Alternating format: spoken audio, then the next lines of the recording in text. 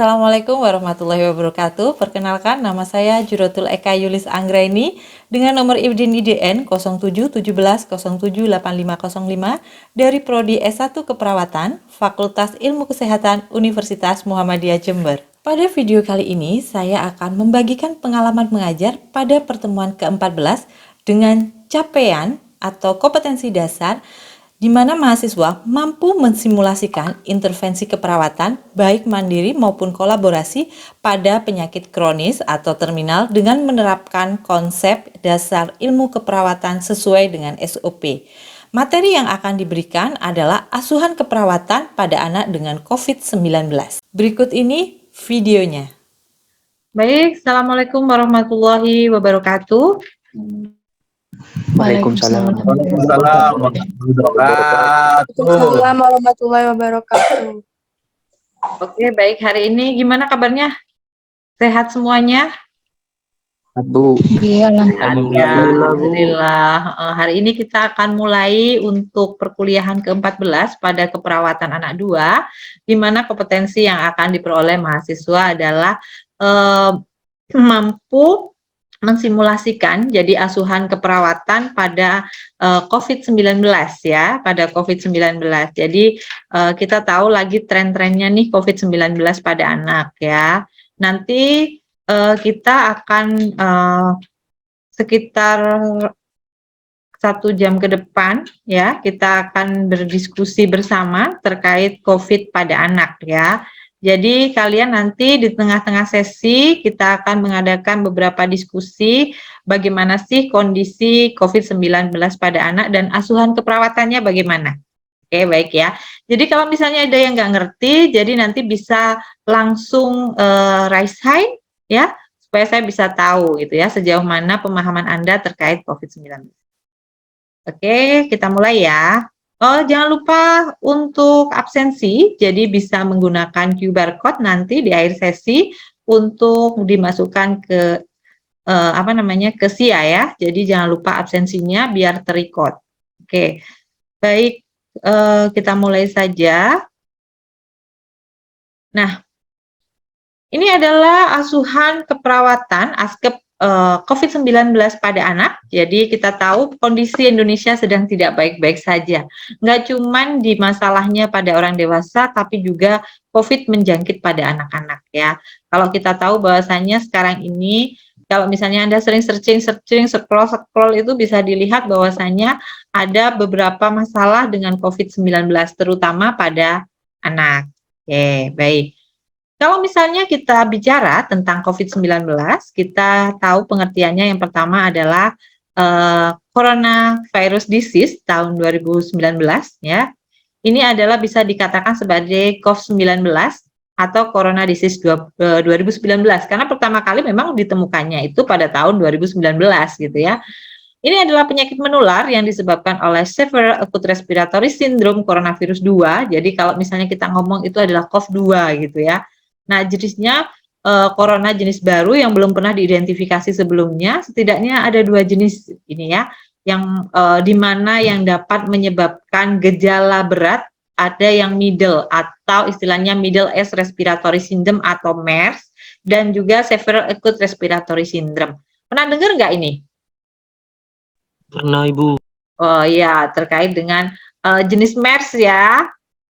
Oke. Kalau misalnya Bu Yulis tanya nih, pernah baca-baca nggak kalau sekarang pandemi sudah mau menurun apa enggak? Sudah landai apa tidak?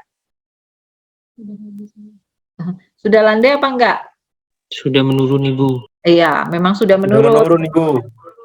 Tetapi kondisinya tetap selalu ada karena sampai sekarang ini pandemi belum dicabut, berarti kita harus tetap melakukan protokol kesehatan gitu ya, harus tetap prokesnya jalan, kemudian bagaimana mengantisipasi supaya penularan COVID-19 itu tidak terjadi. Oke. Kondisi terkininya bisa dilihat ya bahwasanya sekarang memang kasusnya sudah landai gitu ya. Sudah landai, jadi anak itu kondisi case-nya sekarang memang sudah landai dan juga variannya juga sudah bermacam-macam ya, mulai dari alfa, delta, yang terakhir apa? Omikron, Ibu. Ya, Omikron. Jadi banyak sekali variannya. Kita melewati berbagai fase, mulai dari fase delta, kemudian ada fase fase alfa, delta, dan juga ada fase Omikron. Oke, next ya. Jadi kalau berdasarkan beberapa teori, kita tahu bahwasannya usia terjangkitnya ya banyak sekali itu pada usia produktif sebetulnya. Nah ya, tapi juga tidak menyebabkan istilahnya tidak istilahnya itu tidak menyepelekan terjadi pada anak pun ternyata banyak juga gitu ya. Anak di usia 4 sampai 5 sampai 14 tahun gitu, anak juga banyak yang terjadi. Padahal kita tahu pada masa itu 5 sampai 14 tahun anak-anak ini pada usia apa? 5 sampai 14 tahun. Ada yang tahu? Usia apa? Anak umput apa? Iya apa? Anak usia toddler, Ibu. Toddler atau sudah masuk sekolah apa belum? Sekolah, Bu. Iya, jadi usia sekolah. Jadi berarti kalau usia sekolah mereka, makanya itulah menjadi satu alasan kenapa sekolah-sekolah ditutup. Nah, karena kenapa? Angkanya juga itu adalah anak pada masa usia sekolah ya.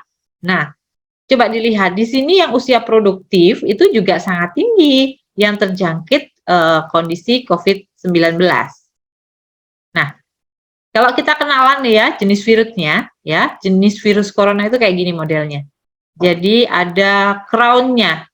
Nah, di daerah sini ada crown-nya, ya, sehingga di sini makanya itu disebut dengan coronavirus karena dia memiliki crown. Nah, nih, ini kan ya, ada crown-nya, ada coronanya. Nah, itu makanya dikategorikan sebagai coronavirus. Nah, ini adalah patogenesisnya. Yuk kita sekarang belajar bagaimana sih proses infeksi dari SARS-CoV-2, di mana di situ kalau misalnya kita bicara patogenesis berarti kita akan bicara tentang asal muasal dari COVID-19. Bagaimana prosesnya dia sampai bisa masuk ke dalam tubuh. Nah, jadi yang pertama SARS-CoV-2 menginfeksi sel-sel di saluran tubuh. Itu kalau kita tahu bahwasanya virus itu dia masuk ke dalam tubuh pasti ada yang namanya reseptor atau istilahnya penangkap. Nggak mungkin virus itu langsung masuk ujuk-ujuk, itu nggak bisa. Jadi istilahnya adalah dia harus ditangkap.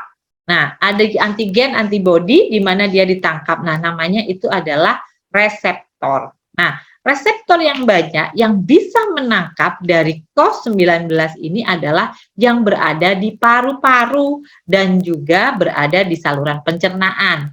Nah, itulah kenapa pada COVID-19 salah satu manifestasi klinisnya apa yo? Ada yang tahu? Yuk. Yuk, ada yang tahu? Silakan, bisa open kamera, bisa open mic. Yuk, silakan. Ada yang tahu nggak kira-kira? Kalau misalnya terjadi di paru, manifestasi klinisnya apa? Sesak, Bu. Iya, ada sesak, benar. Kalau misalnya terjadi di usus, kira-kira apa yang terjadi?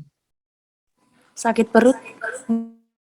Sakit perut atau bisa diare. Jadi begitu. Jadi itulah mengapa pada COVID-19 salah satu pencirinya adalah dia Dia adalah adanya gangguan pernafasan karena memang dia ditangkap oleh reseptor yang berada di paru dan juga dia ada diare kalau berada di area pencernaan. Nah, bisa kita ketahui bahwasanya pada patogenesis COVID-19 di sini SARS-CoV-2 menginfeksi sel-sel pada saluran pernafasan yang dilapisi alveoli sehingga muncul RDS atau Acute Respiratory Distress Syndrome atau lebih dikenal dengan gangguan pernafasan gitu ya.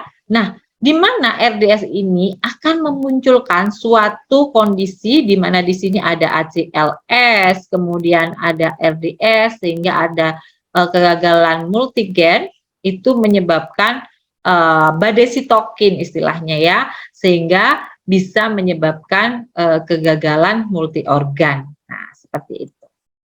Nah, ini adalah epidemiologinya gitu ya. Nah, ini epidemiologinya. Kita tahu ini dari beberapa jurnal yang kita ini kan bahwasanya di sini banyak anak yang tidak memiliki gejala demam ternyata, gitu ya. Banyak berdasarkan hasil beberapa penelitian ya, epidemiologi transmission of COVID-19. Jadi di Cina itu ya, apa yang bisa kita pelajari bahwasanya di sini ternyata demam di anak-anak dengan COVID-19 tidak melulu dengan demam ternyata, tidak melulu dengan demam. Terus kemudian tingkat keparahan anak dengan COVID-19 pada usia 10 sampai 19 tahun itu hampir sama dengan lansia sebetulnya. Juga memiliki tingkat keparahan yang sama. Tetapi ada beberapa literatur yang mengatakan bahwasanya ketika COVID-19 pada anak itu cenderungnya gejalanya lebih tidak separah pada orang dewasa. Nah, oke. Nah, ini kita tahu bahwasanya COVID-19 secara epidemiologi, disease characteristic in children, jadi kita tahu bahwasanya karakteristiknya pada anak itu yang terbanyak adalah keluarga. Dari sini ada yang ditanyakan nggak? Izin bertanya, Ibu. Iya, betul. Silakan. Perkenalkan, nama saya Dina Aulia Safira dengan 045.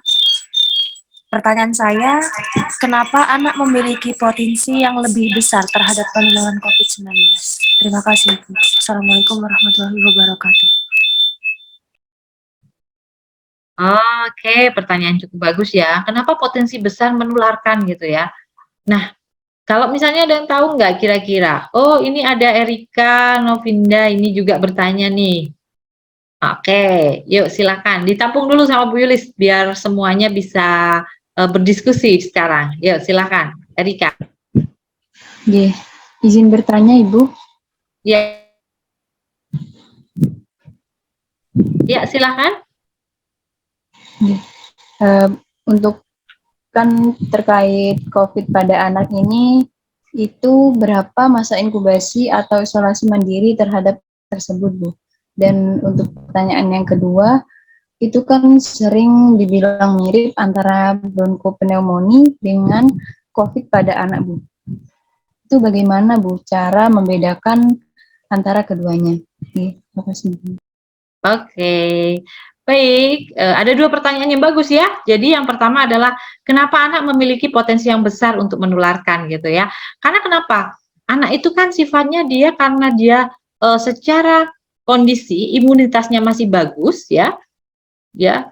Dia itu kejadiannya atau prognosenya baik gitu ya. Dia tidak dia kondisinya baik sehingga gejala yang dirasakan anak itu tidak terlalu berat atau istilahnya several gitu ya, atau mild bahkan ya.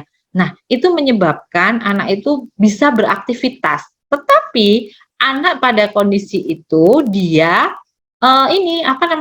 mudah masih di dalam tubuhnya itu anak membawa virus yang banyak. Tetapi dia jalan-jalan ketemu sama neneknya.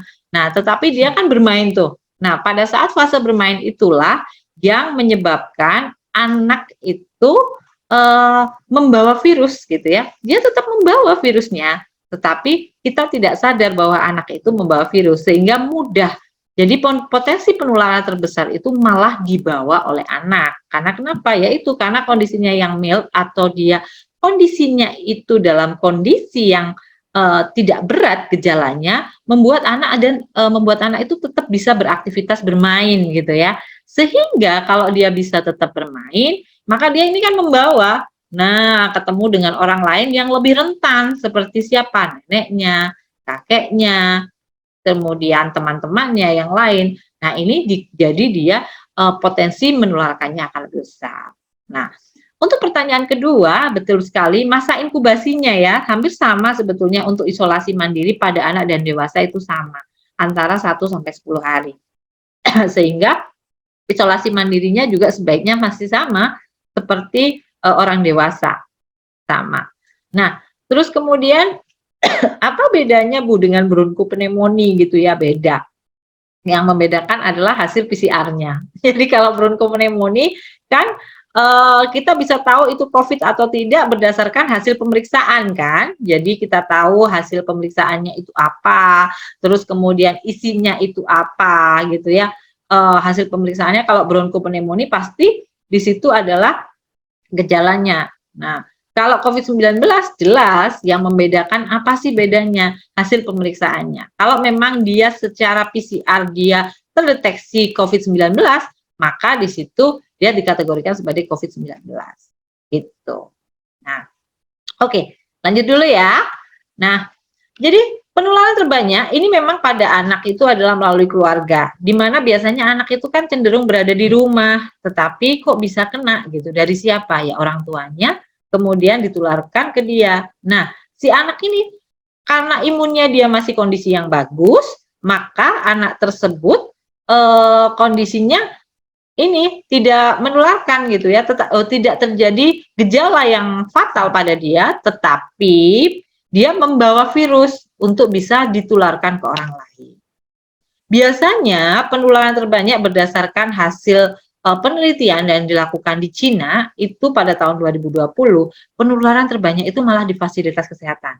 Nah, makanya ada himbauan tuh ya, di rumah sakit apa, jangan bawa anak ke rumah sakit kan gitu. Jangan bawa anak ke rumah sakit gitu ya. Kalau memang tidak perlu. Karena kenapa? Potensi tertularnya juga akan besar gitu ya. Kemudian potensi besar menularkan jelas tadi ya. Kemudian perlu diketahui bahwasanya ada transmisi.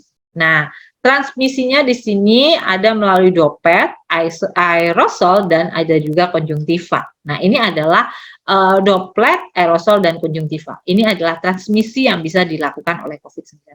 Jadi, droplet, aerosol, dan konjungtiva. Nah, mungkin dapat ditularkan melalui saluran pencernaan karena memang dia ditangkap atau ditransmisikan oleh reseptor yang berada di saluran pencernaan, gitu ya.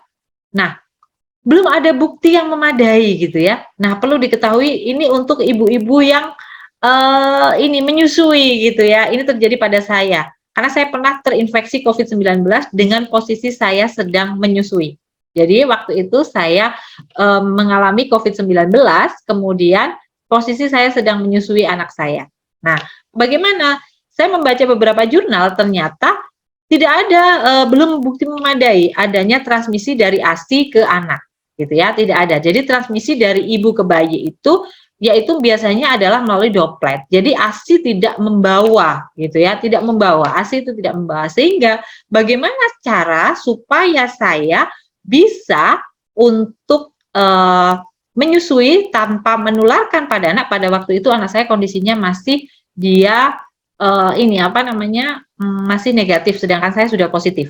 Nah, bagaimana caranya adalah ketika menyusui saya tetap menggunakan protokol kesehatan. Jadi saya harus pakai masker 24 jam untuk bisa paling kalau jauh dari anak saya baru saya buka maskernya. Jadi menyusui, tidur pun saya pakai masker waktu itu. Itu adalah pengalaman yang cukup luar biasa karena ini terjadi pada saya. Jadi saya positif COVID-19 pada saat kondisi saya menyusui. Nah, itu saya harus agak berjuang ekstra. Kenapa berjuang ekstra? Bagaimana ngepnya menggunakan masker dengan posisi menyusui. Nah, itu juga diperlukan effort yang besar gitu ya. Bagaimana? Karena secara literatur belum ditemukan gitu ya adanya transmisi dari ibu dan bayi melalui ASI. Jadi masih aman-aman saja. Jadi masih lebih ke masih aman saja. Oke. Nah, ini perlu dilihat, ini adalah tingkat keparahan berbeda usia. Kita belajar di Cina. Nah, ini ya. Nah, tingkat keparahannya ada severalnya. Kemudian ini tingkat keparahannya. Nah, berdasarkan belajar di Cina. Ternyata pada anak juga ada sih yang moderat, tapi ya juga nggak banyak ternyata. Nah, ini berdasarkan CDC, ada triase patient suspect COVID-19 infection. Nah, perlu diperhatikan ketika kita belajar COVID-19 ini sudah masuk ke asuhan keperawatan. Ini ranahnya kita. Ada manajemen atau fokus keperawatan. Yang pertama adalah kita perlu tahu bahwasannya tata laksana jalan nafas, ya, tata laksana jalan nafas. Yang pertama adalah perlu diketahui adanya teknik lingkungan di mana ini harus menggunakan tekanan negatif, ada rekontaminasi dan individu. Kemudian ada intervensinya untuk tindakan mengenali IGP, persiapan checklist, dan juga untuk menggunakan intubasi kalau memang perlu. Nah, ini adalah checklist persiapan airway management. Jadi kita tahu bahwasannya ada personal protective equipment di sini. Nah, prepare for difficult sampai di post procedural safety di sini untuk airway manajemennya. Nah, ini adalah resusitasi yang dilakukan pada pasien COVID-19 pada anak. Ya. Nah, ini yang perlu diperhatikan betul-betul. Ini. Nah, perawatan anak di rumah menurut CDC. Nah, ada how to care for a child with COVID-19 at home. Dari sini ada yang ditanyakan nggak? Ada yang bertanya? Sebelum saya lanjutkan. Izin bertanya, Ibu. Iya, silahkan. Berhubung ini perawatan di rumah, bagaimana proses penanganan pada anak yang terjangkit COVID-19 di rumah? Oh ya, bagaimana perawatannya kan gitu ya. Kalau misalnya anak itu mengalami COVID-19, kemudian dia dirawat di rumah. Nah, perlu diperhatikan, kan ada tuh yang isoman aja gitu ya di rumah, terus kemudian dia bagaimana perawatannya. Yang pertama adalah monitor gejala anak. Jadi harus tahu bagaimana suhu anak. Jadi ibunya harus benar-benar mengetahui suhunya, kemudian gejalanya, apakah dia ada sesak dan lain sebagainya. Nah, kemudian ada kebersihan tangan. Jadi karena memang kode intinya adalah di tangan juga, sehingga harus sering-sering cuci tangan. Nah, hygiene itu penting. Kemudian menjaga penyebaran. Jadi anak tersebut harus benar-benar diisolasi. Nggak boleh dia ikut dengan keluarga yang lain yang tidak mengalami kondisi COVID-19. Jadi semuanya harus mengikuti aturan bagaimana proses isolasi mandiri.